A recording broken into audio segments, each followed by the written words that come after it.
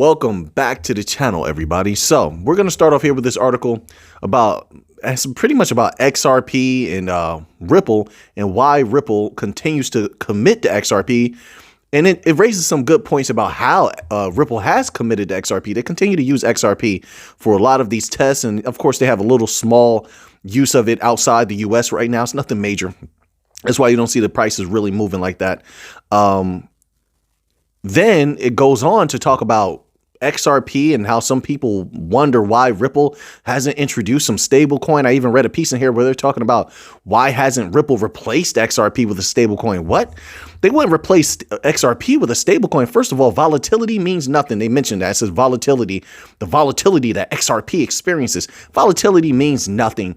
The financial leader in Hong Kong told everybody that like a month ago. We covered that article from a video that's still up. He was on the same panel with Brad Garlinghouse. It's public information. And what did he say about volatility? He said, we really don't care about that. And if he feels that way, probably most other financial heads feel that same way. They don't really care about volatility. Look, if it's near instant, there's very little volatility anyway. And you want to be real about it, stablecoins are more dangerous.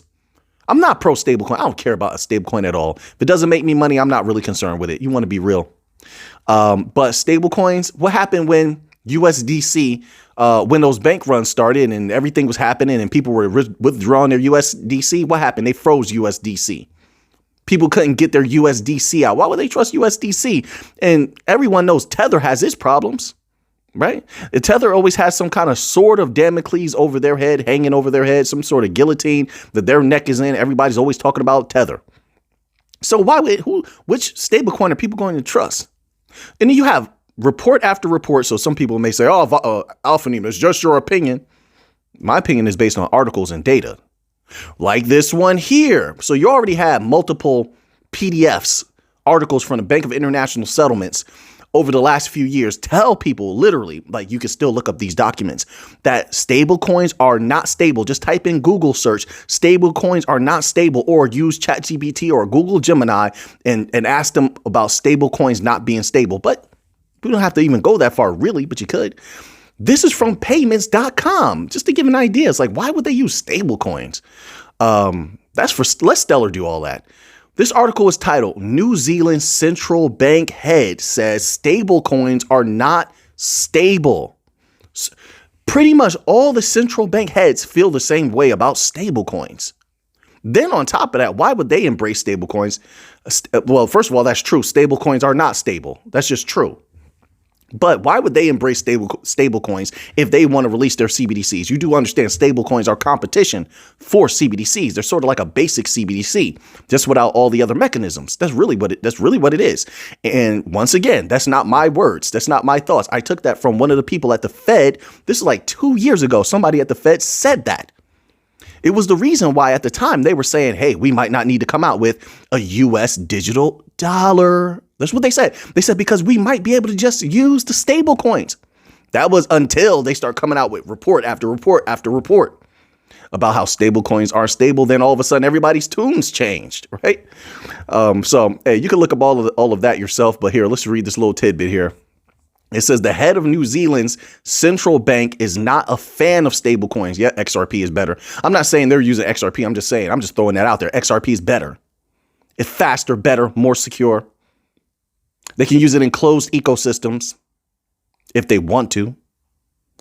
Reserve Bank of New Zealand Governor Adrian Orr, just my humble opinion, it's not financial advice.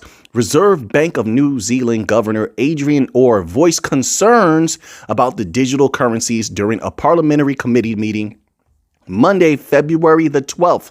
So this was like the other day, February the 12th, 2024.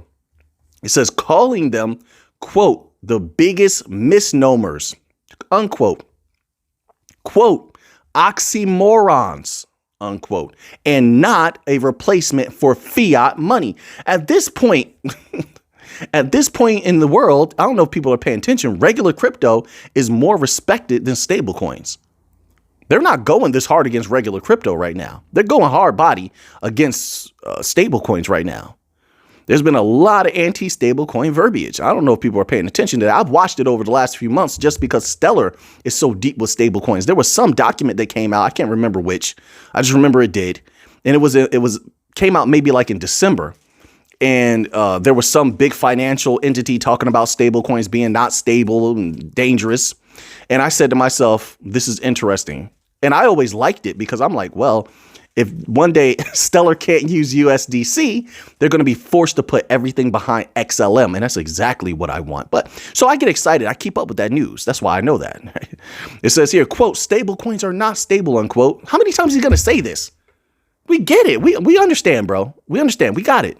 We got it. It says said or. He said it a bunch of times here, unless the article writer's just writing that a lot of times. It says whose comments were reported by Bloomberg News. They're only as good as the balance sheet of the person offering that stable coin, unquote. Yeah, and they're highly susceptible to bank runs. Oh, yeah, and liquidity is a massive problem. It says here, as the report notes, critics of stablecoins pegged to another asset and using large reserves to back their value say that the coins could potentially upturn the larger financial system. I don't think so. I think crypto could, not stablecoins. It says as they themselves can be hurt by troubles in the traditional markets. According to the report, well, let me read that again. It says using large. So the stablecoins could potentially upturn the larger financial system. Upturn, you had to clarify it a little bit more, but I think that last sentence sort of did that. It says, as they themselves can be hurt by trouble in traditional markets. That's a little bit opaque, a little bit vague of what you're trying to say there. Just say it directly. Just say it outright. You don't need to make it complicated. It says, according to, and don't talk like you're scared. Just say what you want to say. Yeah, you're going to upset some people. Just say what you want to say. You're going to upset somebody no matter what you do. It says, according to the report, Orr was asked by whether central banks in general, it says central banks, worry that independent digital currencies could undermine the world's financial system. He said, quote, the answer is yes, critically concerned. So why would Ripple switch for a stable coin? XRP is better. How many banks? We've had hundreds of banks, whether people like it or not. They haven't used it yet, even though we're still in court. We're still in court over institutional use, institutional sales of XRP. We're still in court over that. So you can't use it for what they're supposed to be used for with these large institutions. But nonetheless, we've had hundreds of institutions show their respect to XRP, kiss the ring of XRP. Say, oh, yeah, this is a good crypto. Yeah, set up some of these XRPL systems, some of these XRP-based systems, and they're just sitting there waiting to be used. Whether they're used or not, I don't know. I don't have a crystal ball. I don't know. I like to say that. I like that. Every time I say I don't have a crystal ball, I think about Miss Cleo. Yep, I do. Yeah, little fun times when I was young. Anyway, some of you called Miss Cleo. Some of you called Miss Cleo and you got a psychic read and don't play. I know you did. I know you did. Anyway. So, yeah, why would they use a stable coin? It's not stable. They don't even trust it. They think it's going to upset the corrupt financial system that's already upsetting itself. I know it's funny. Listen, I'm not against stable coins. I'm just not for stable coins either. I'm trying to make some money here. I don't care about stable coin at all. I know its uses. I've used some. I've used USDC before. I know all of that stuff, but still, I don't care. If I can't make a lot of money with it, it's not really something I'm concerned with. I'm also not pro the legacy financial system. Not at all. What a corrupt and, dilapidated, controlled and heavily manipulated system. So, hey, there's that. But I just wanted to point that out, right? So, but then we circle back around to this article about Ripple's commitment. Ripple's commitment to XRP is the biggest bullish signal, in my humble opinion, for the future. Because they've come this far, they're not going to give up. If they've been through all that hell to get here for XRP, because of XRP, they're not going to give up on XRP. They want to prove people wrong. I get it. I've been there before. They spent millions of dollars to get XRP clarity. They're the reason XRP has clarity. They're the reason. They went through all of that. They're still fighting right now.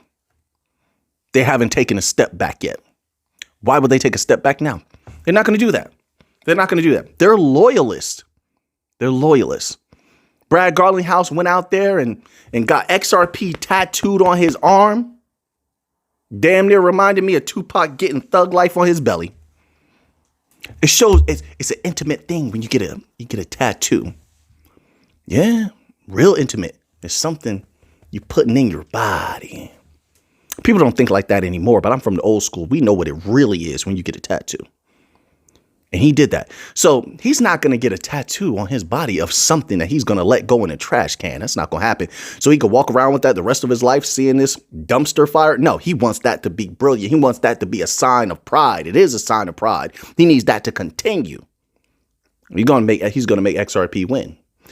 This is my humble opinion. That's what I see. Look how they celebrate. Look how listen.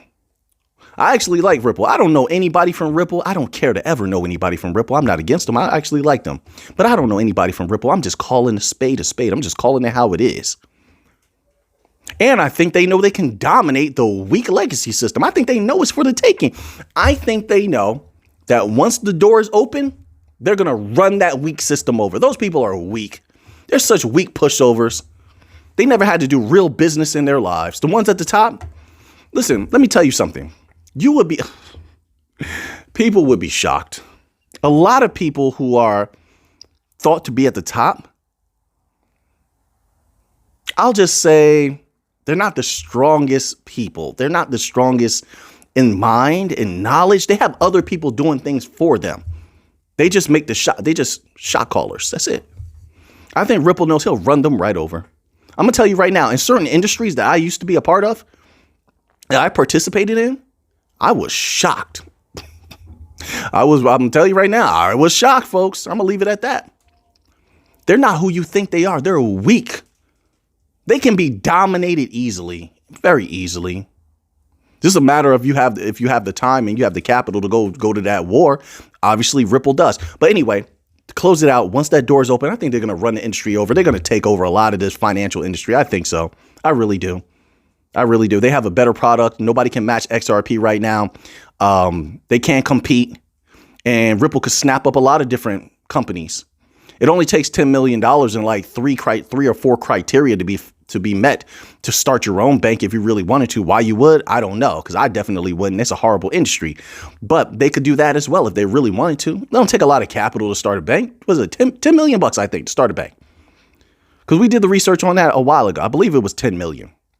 Don't seem like a lot, right? You would think a bank, it would take a lot more to start a bank, right? There's, like I said, a lot of people don't want to do that. It's a terrible, terrible industry. But so anyway, let's move on here. So now we have this article here. Should we cover this article? It says it's titled Ripple CEO Celebrates Company's Epic Wins. All right, they had a lot of wins, and they're not talking just about like the court stuff here. It says Ripple announced on Tuesday that it had agreed to acquire Standard Custody and Trust Company and enterprise grade. Well, we talked about that yesterday. Let me scroll up because I actually skipped a little bit. My apologies, folks. It says in Q4, Ripple gained major licenses in major markets, including its major payments institution license from Monetary Authority of Singapore and its registration as a virtual asset provider by the Central Bank of Ireland. They've been doing a lot of stuff. A lot of things. I don't know why people sometimes they behave as though Ripple's doing nothing and they're just twiddling their thumbs sitting down. No, like Ripple has been constantly active. They're one of the few companies I would never complain about their activity. I wouldn't. And once again, their crux is XRP. The best thing they offer is XRP. What they hold a lot of and can make a lot of money off of is XRP. So they have a vested interest in XRP. So that's always going to be there, but because it can't be used the way that they want it to be used right now, there's no point in putting it out there. Let's just hold it back for a minute. Not hold it back, but you get what I mean. Like, okay, let's put it to the side for a minute and keep building. You build the racetrack first because the prototype car is not ready yet. Build the race. That's what they're doing. They're building the racetrack. And they continue to build the racetrack bigger, better, faster. Well, not faster, but you can go faster. And when it's time, when the prototype is ready to be rolled out, when the prototype has clearance, the prototype being XRP, then you put it on the racetrack and you let it go. You unleash it. But a lot of people don't see it that way. But they continue to build. They have. It says, to date, Ripple holds a New York bit license and has secured money transmitter licenses in nearly 40 jurisdictions in the U.S. They're building towards something huge. Look at this. They wouldn't be doing this if they weren't. And we're almost at the end of this case. Something big is coming. Oh man, we heard that before because it was true before. There's been so many big things. People they have short memories. They have short memories. They eat the cookie today. They forget what it was yesterday. They forget how it tasted tomorrow. Tomorrow, it wasn't as good as it was when you first had it. When you buy your Porsche, oh, it's so beautiful today. 2 years from now, that's just my car. Now you want a Lamborghini. You see, like people's minds are like that. You got to remember that. But the wise don't forget. The wise do not forget. So people forget what Ripple has done. They have short memories. It says, and then they go into standard custody and trust, which we covered yesterday. This step reinforces Ripple's commitment to regulatory compliance. Compliance is a big ruse, in my humble opinion. They just make you jump through a bunch of hoops. They want to make sure they can keep you under their thumb. You see the so-called compliance in the banking industry. One after another, they're getting sued for breaking certain regulations. They're taking people's money. They're getting sued for that. That industry is in such calamitous ruins. It's unbelievable. So, it's all fake to me. It's all about control and power. And they want control and power over these new technologies. They want control and power over the people. They want control and power over everything. They've gone insane. So that's really what it's all about. Their sick infatuation with domination. So now, it's true, folks. It's true, man. I was on, how do I say this? I want to give this example. I was in a certain place. I was doing work, right? And I was younger at the time. When I was younger, I was cooking, folks. You would have had fun going with me everywhere that I was doing business. I'm going to tell you right now, because it was fun times. So anyway, I'm in this one particular place. I'm putting in this work. There's a lot of people who were up and comers in that field of work. And they were brilliant at doing what they do. I'm going to tell you, because they were telling me all types of trade secrets and things like that. And they were kind people. They were kind and they were helping each other out. And they were very, very professional.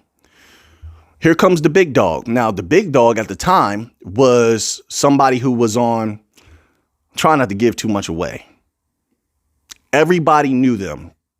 Let's say that everybody knew them, right? It took a lot of money to get them there to this particular thing, right? They walked in, man, and they just immediately, they wanted to dominate everybody. There was other respected people there. There were people in the industry that have been in the industry for 20 years, 30 years. Been in there longer than this guy. He came in immediately. He had to establish dominance on these people. He treated them like absolute trash, and he wouldn't even like where everybody took a break. He wouldn't even take a break with them. Wouldn't even talk to them unless he was and he was very, very just mean. I just remember just being mean. I like that industry. Some of you might start to get the little hint, but that industry, I didn't like that industry at all, man. I didn't like it at all. There's a lot of good people get mistreated in that industry. I'll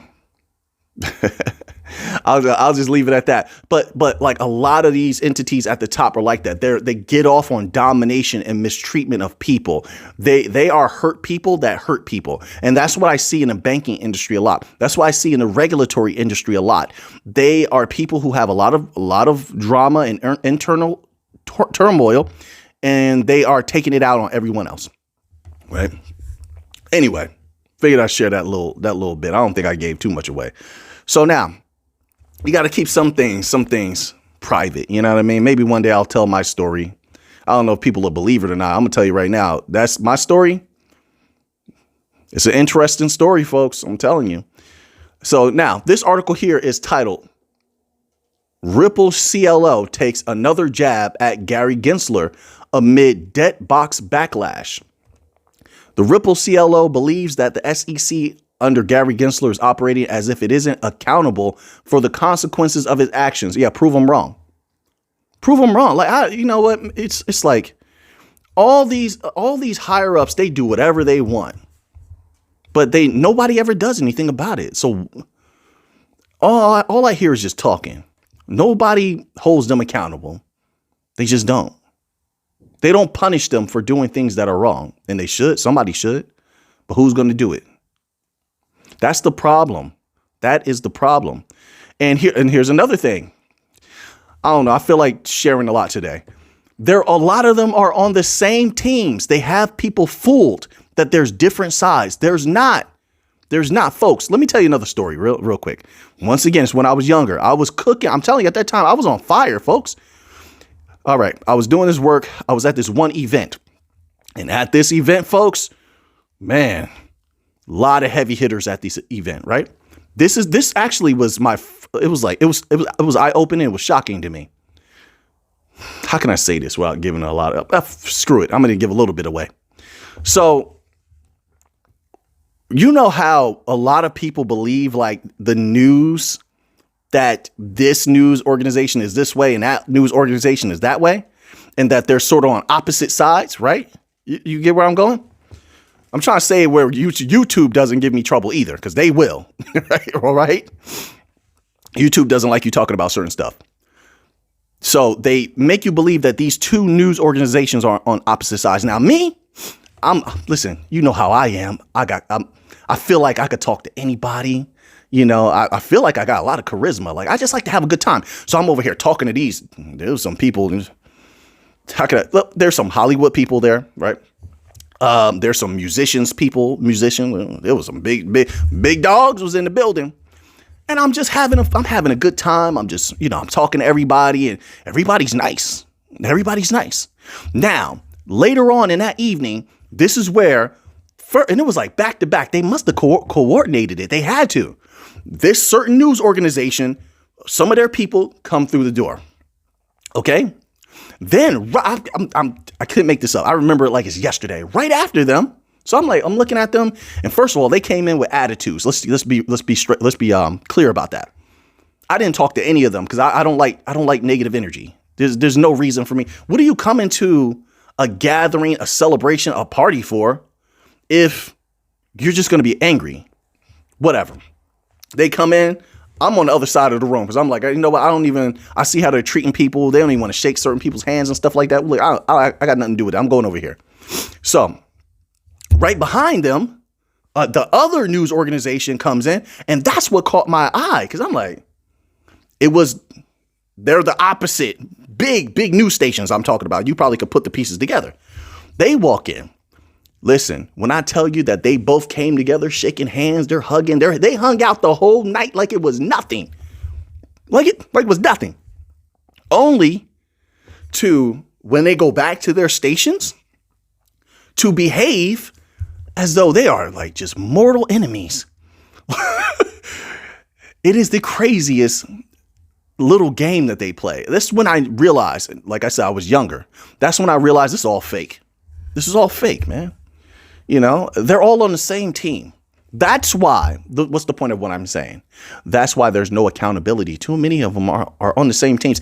I just gave you an eyewitness account of how fake some of this stuff is. It's like a weird game. They hung out the whole night. No problems. All smiles and teeth. And some of them are still active today. They would have you think, oh, this other station, I hate them. I don't like them. They're fools. They're idiots. Like, it didn't seem like that. It didn't seem like that. Anyway, and it's funny because a lot of people who you would think might be mean or might be, standoffish or weird or something, they weren't like that at all. They weren't like that at all. They were actually, man, listen, man, I had a good time in the youth, man. I really didn't have any problems with anybody at all. I got along with most people. And if I thought somebody was a problem, I just didn't go around them. We did a lot of good business. I have a lot of love for a lot of those people from back then, still till now. Some of them probably are watching. I'm pretty sure probably a good amount of them are watching. I'm pretty sure.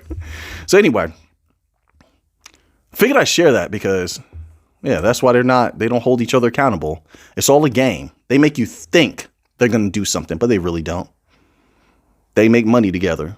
That's their friends. They live next door to each other and things like that. They live in the same neighborhoods and communities. They're not gonna step on each other's toes. They're not. So CLO, I respect what you're doing. I respect you saying somebody should hold this man accountable. Well, who's gonna do it? Somebody should hold the SEC accountable. Yeah, which one of his friends gonna do it? We'll see. I mean, wilder things have happened. It could be possible. but I don't think so. Not from what I've seen in my life. I don't. Yeah. So I had way more articles, but we just didn't get there. So I hope that at least I put out an entertaining and informative video so far. We only did 3 articles and, you know, I hope you enjoyed it. So now that you have that information, what are you going to do with it? I know what I'm going to do with it. So until next time, everybody, let's get to the money.